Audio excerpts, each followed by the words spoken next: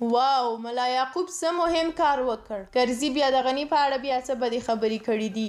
درنو لیدونکو د سوله افغان یوټیوب چینل دې ویډیو ته هم په خیر راغلی. زه سوله یم او تاسو سره دا خبرونه له فرانسې څخه شریکوم. تاسو هم ویډیو تر پایه وګورئ او که مو تر اوسه چینل نه وي سبسکرایب کړی نو سبسکرایب یې کړئ تر څو راتلونکي ویډیوګانې مو له لاسه ورنه کړئ.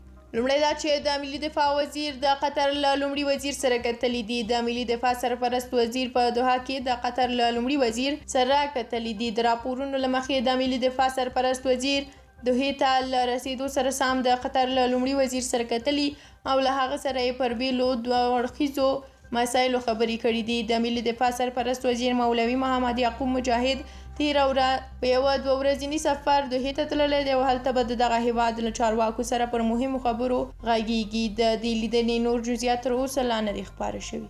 حامد کرزی پخواني ولسمشر حامد کرزی وایي چې اشرف غني په خپل تګ افغانستان زیانمن کړ.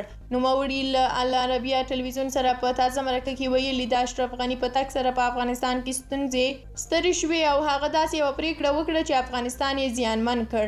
سرچینه کاږي چې د هغه د تګ سره نړیوالې ټولنې پر افغانستان بندیزونه ولګول، شتمني کنګل شو، اردو او پولیس له منځه لاړل او یو منظم اداري سیستم زیانمن شو. هغه د نوي حکومت په اړه ویلي دي دوی باید داخلي مشروعیت ترلاسه کړي او د ټولو خلکو تایید له ځان سره ولري. هغه د یوې پوښتنې په ځواب کې دا هم ویلي دي چې واک ته د رسیدو او څوکۍ لپاره هیڅ لیوالتیا نه لري او غواړي چې د یوه عادي افغان په توګه په خپل هیواد کې ژوند وکړي. په پای کې هم له جرمني څخه دا خبر دی چې جرمني د افغانستان د بشري مرستو له صندوق سره د روان 2022 او د 2023 کلونو لپاره د نورو 55 میلیونه یورو مرسته وکړه.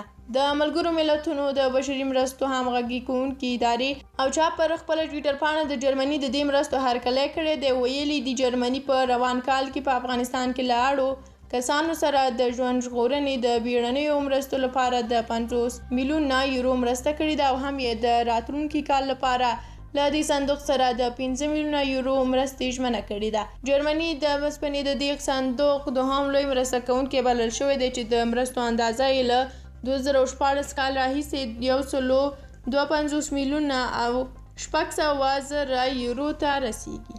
ستاسو له ټول ملتیا ډیره زیاته مننه. د سوله افغان چینل سبسکرایب کړئ تر څو نورې ویډیوګانې او تازه خبرونو څخه هم خبر شئ.